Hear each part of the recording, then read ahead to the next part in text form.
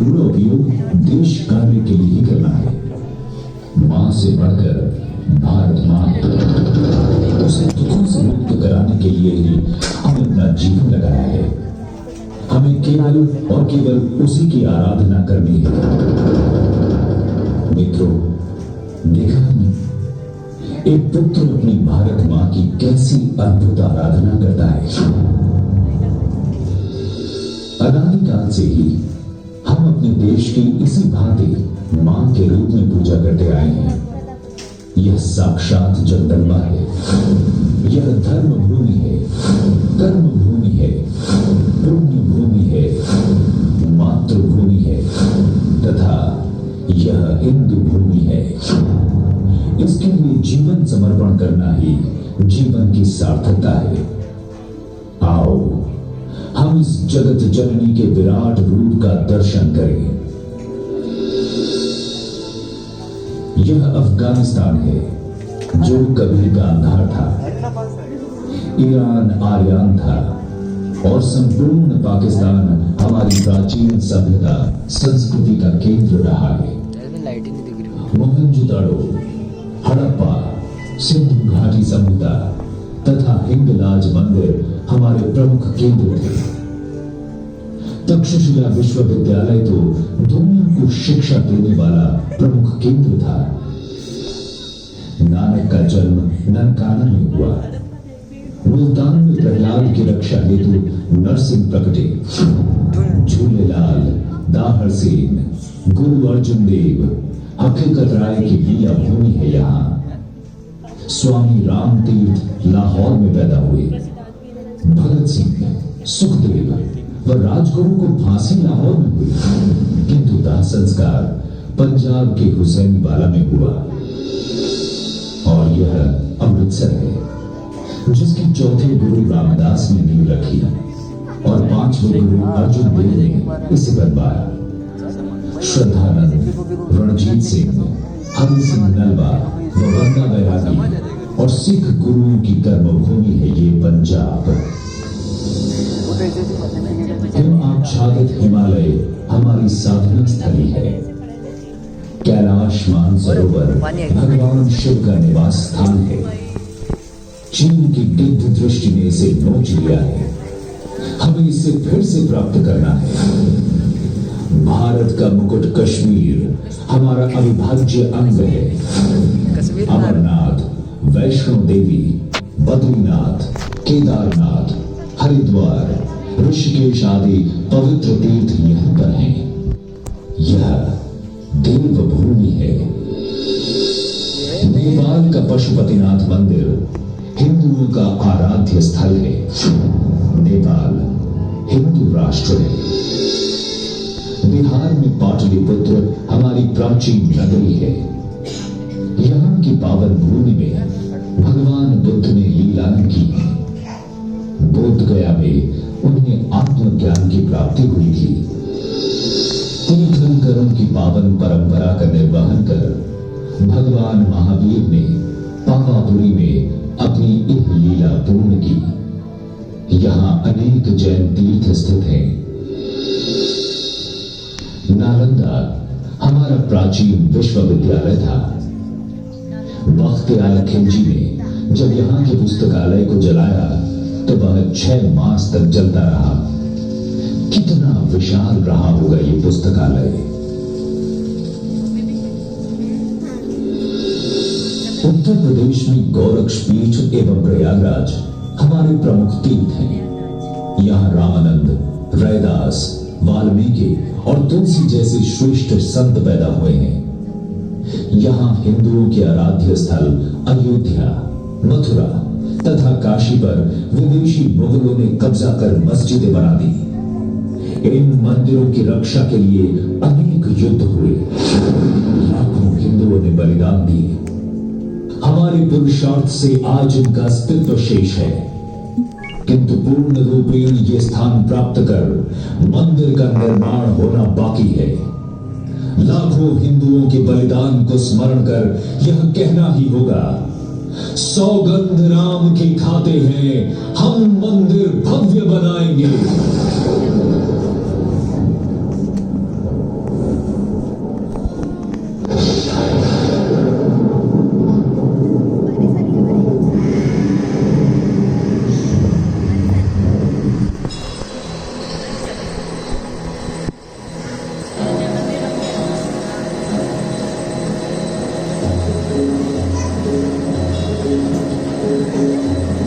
जय श्री राम।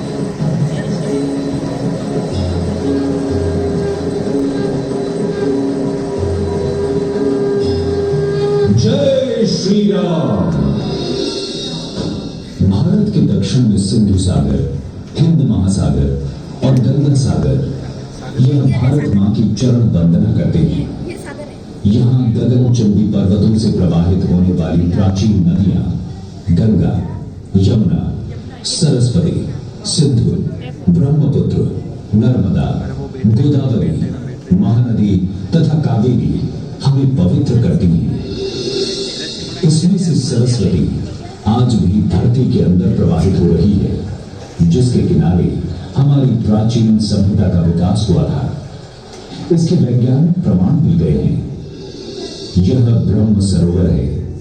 यहां के कुरुक्षेत्र में महाभारत युद्ध हुआ था। पूर्वांचल भी महाभारत कालीन संबंधों का हमें स्मरण कराता है। श्री कृष्ण की पत्नी रुक्मिणी अरुणाचल की थी। अरुणाचल में परशुराम कुंड हमारा प्राचीन तीर्थ है। दीमापुर हिडिंबापुर था। हिडिंबा भीम की पत्नी थी और यह गुवाहाटी स्थित कामाख्या देवी मंदिर प्राचीन शक्तिपीठ है। लाचुत बड़फुकन ने 17वीं शताब्दी में मुगलों के दांत खट्टे किए थे। यहाँ शंकर देव की भक्ति व रानी गाइडिन नल्लियों की देशभक्ति का स्मरण होता है। बंगाल का दक्षिणेश्वर काली मंदिर रामकृष्ण और विवेकानंद का स्मरण कराता है। श्यामा प्रसाद मुखर्जी, चैतन्य महाप्रभु, ईश्वर चंद्र विद्यासागर और रविंद्रनाथ ठाकुर ने यही भारत मां की आराधना की थी। उड़ीसा का जगन्नाथ मंदिर सेवा समरसता का संदेश देता है। भुवनेश्वर, कटक, कोणार्क का सूर्य मंदिर व चिल्का झील यहाँ के प्रमुख स्थल हैं। खारवेल, गोपबंधु दास तथा सुभाष चंद्र बोस का जन्म उड़ीसा में हुआ था। आंध्र प्रदेश में तिरुपति मंदिर विष्णु तीर्थ है तथा श्रीशैलम शिव तीर्थ है। यही गोदावरी के तट पर निम्बार्काचार्य प्रकट हुए थे। रुद्र मांबा, मुसुलुरी नायक और अल्लूरी सीताराम राजू यही पैदा हुए थे। दुनिया के महानतम विजेताओं में से तंबू, कौंडिल्य और तेजस्वी राजेंद्र चोल तथा रमण महर्षि, त्यागराज, नायनमार, आलवार व कम्ब आदि संत इसी तमिल धरती पर पैदा हुए थे। मीनाक्षी मंदिर, श्रीरंगम मंदिर एवं गंगा समान कावेरी तमिलनाडु के पवित्र तीर्थ स्थान हैं। पौंडीचेरी में श्री मां व महर्षि अरविंद का आश्रम हमें अखंड भारत का स्मरण कराता है।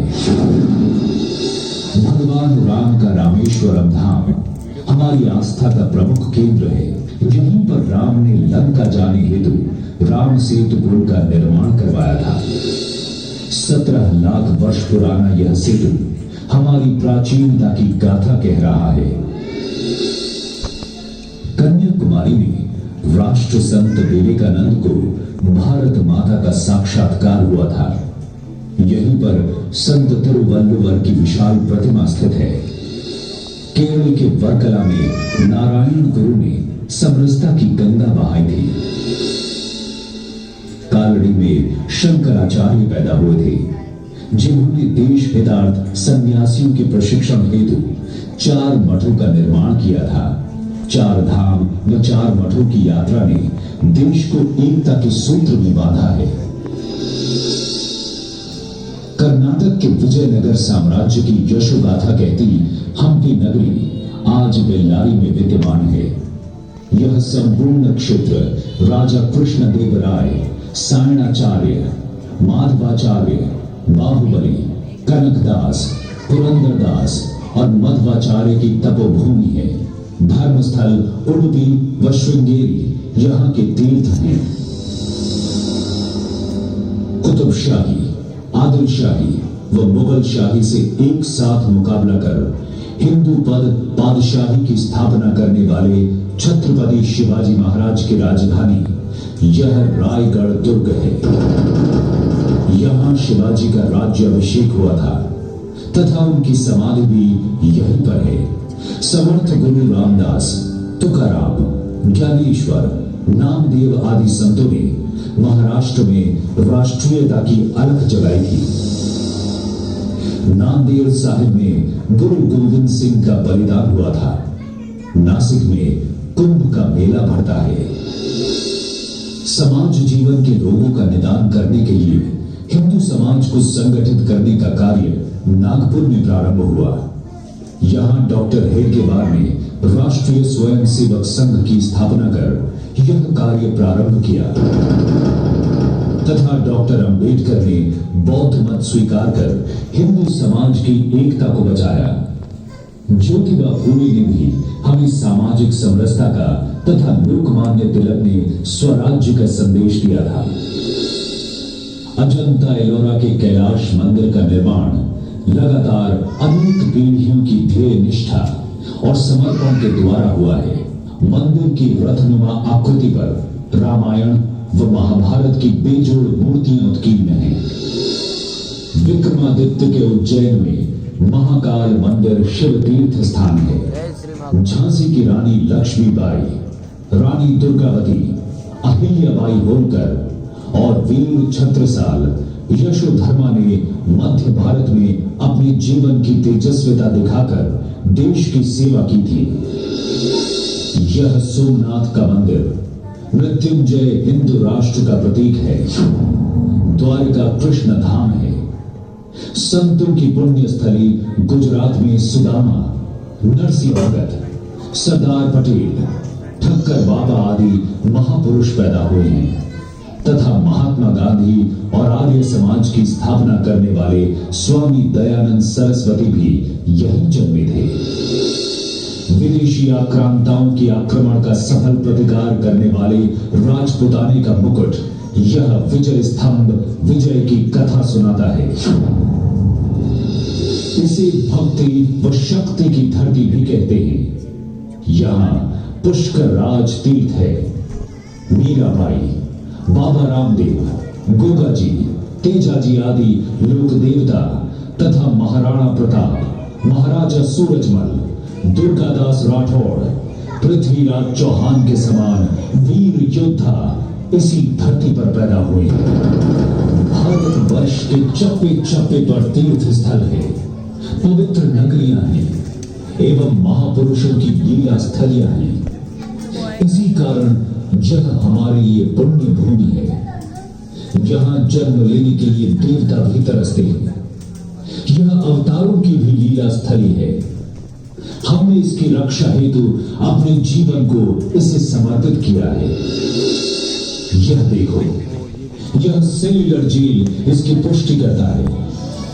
अंग्रेजों ने क्रांतिकारियों के देशभक्ति के जज्बे को समाप्त करने के लिए 1907 में इसका निर्माण किया था, किंतु इस राष्ट्रीय तीर्थ ने उनकी देशभक्ति को कम करने की बजाय उनमें ज्वार पैदा कर दिया।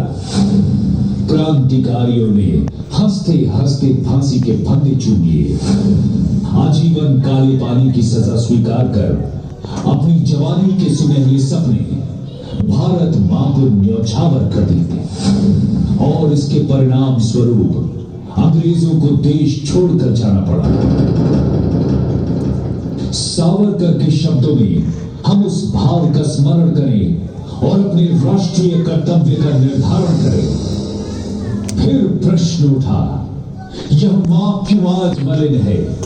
हम सबके रहते क्यों है वह दुखियारी? उन संतानों को धिक्कारेगी दुनिया जिनके रहते उजड़े मां की फुलवारी। बोलिए, तब मानो मौन चांदनी बोली, दे दो